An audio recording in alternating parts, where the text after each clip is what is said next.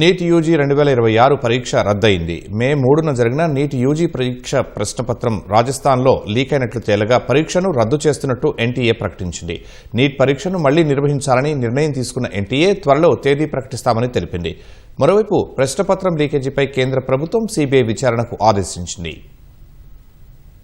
వైద్య విద్య కోర్సులో ప్రవేశాల కోసం ఈ నెల 3న దేశవ్యాప్తంగా నిర్వహించిన నీట్ యూజీ పరీక్షను రద్దు చేస్తున్నట్లు నేషనల్ టెస్టింగ్ ఏజెన్సీ సంచలన ప్రకటన చేసింది. పరీక్ష నిర్వహణలో పారదర్శకతను కాపాడటానికి విద్యార్థుల ప్రయోజనాలను దృష్టిలో పెట్టుకుని ఈ కఠిన నిర్ణయం తీసుకున్నట్లు వెల్లడించింది. కేంద్ర దర్యాప్తు సంస్థలు, పోలీసు విభాగాల నుంచి అందిన నివేదికల ఆధారంగా పరీక్షా ప్రక్రియలో అక్రమాలు జరిగినట్లు ప్రాథమిక ఆధారాలు లభించినట్లు తెలిపింది. పరీక్ష పవిత్రత దెబ్బతిన్నట్లు నిర్ధారణ కావడం వల్ల పాత పరీక్షను రద్దు చేసి మళ్లీ నిర్వహించాలని కేంద్ర ప్రభుత్వం నిర్ణయించింది. అయితే విద్యార్థులకు కాస్త ఊరటనిచ్చేలా ఇప్పటికే చెల్లించిన పరీక్ష ఫీజు తిరిగి రిఫండ్ చేయనున్నారు. మళ్లీ నిర్వహించే పరీక్ష కోసం విద్యార్థులు ఎలాంటి అదనపు ఫీజు చెల్లించాల్సిన అవసరం లేదు. ఎన్టీఏ తన సొంత వనరులతోనే ఈ పరీక్ష నిర్వహించనుంది.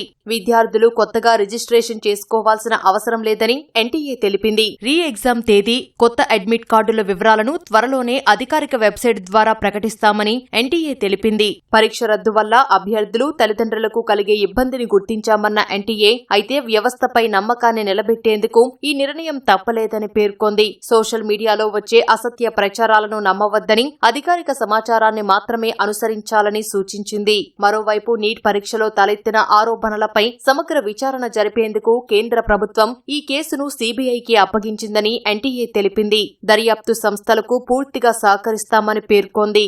రాజస్థాన్లోని కోటాలో నీట్ యూజీ ప్రశ్నాపత్రం లీకైనట్లు గుర్తించారు. ప్రశ్నపత్రంలోని 600 మార్కుల ప్రశ్నలు పరీక్షకు ముందు రాజస్థాన్లోని కోచింగ్ సంస్థలు పంపిణీ చేసిన మెటీరియల్తో పోలి ఉన్నట్లు అధికారులు గుర్తించారు. మొత్తం 410 ప్రశ్నలతో మోడల్ తయారు చేసినట్లు గుర్తించామని రాజస్థాన్ అదనపు డీజీపీ విశాల్ బన్సల్ వెల్లడించారు. అందులో కెమిస్ట్రీ విభాగంలో వచ్చిన సుమారు 120 ప్రశ్నలు ఉన్నట్లు తెలిపారు. వాటిలో 45 ప్రశ్నలు ఈ నెల 3న జరిగిన నీట్ పరీక్షా ప్రశ్నపత్రంలో ఉన్నట్లు వివరించారు. ఈ మెటీరియల్ రాజస్థాన్లోని సికార్లో నీట్ పరీక్షకు 42 గంటల ముందు వాట్సాప్లో అందుబాటులోకి వచ్చినట్లు నిర్ధారించారు. దీనిని విద్యార్థులకు 20,000 నుంచి 2 లక్షలకు విక్రయించారన్న ఆయన కొందరు అభ్యర్థుల నుంచి ముందుగానే 30,000కు పైగా వసూలు చేశారని గుర్తించామన్నారు. ఈ వ్యవహారంపై స్పందించిన జాతీయ పరీక్షా సంస్థ నీట్ యూజీ 2026 కి సంబంధించి అవకతవకలు జరిగినట్లు వస్తున్న ఆరోపణలు తమ దృష్టికి వచ్చినట్లు తెలిపింది. తర్వాత కేంద్ర విద్యాశాఖను సంప్రదించి పరీక్షను రద్దు చేస్తున్నట్లు ప్రకటించింది.